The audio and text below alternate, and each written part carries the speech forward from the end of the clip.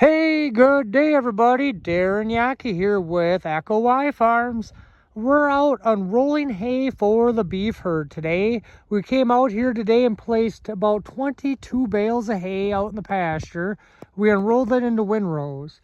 And now these 22 bales should last us for about 11 days. So that means that we don't have to come back out here with a tractor for 11 more days. Talk about time savings. We came out for a couple hours today, unrolled a whole bunch of hay, and that makes it for that long.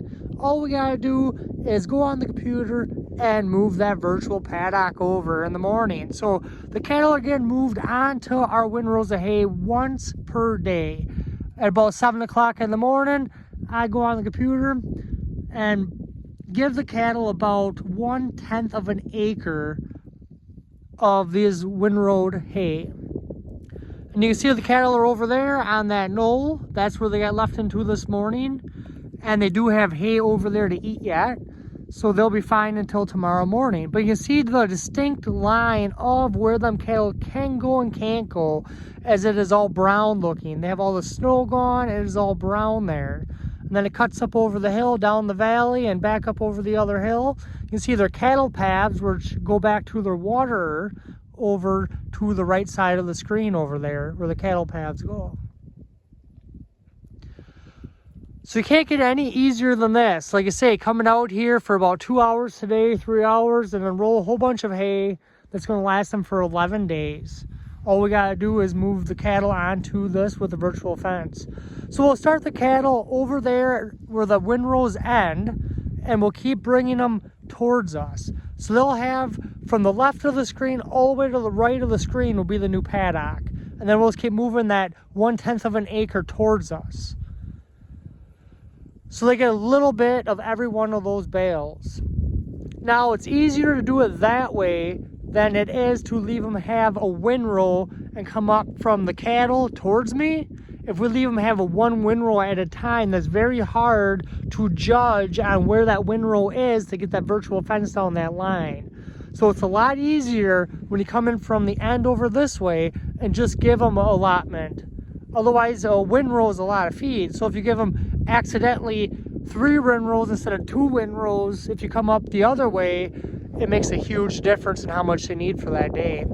But we will come back once in a while in the afternoons just to verify the cattle are full yet and they do have a little dab of feed left.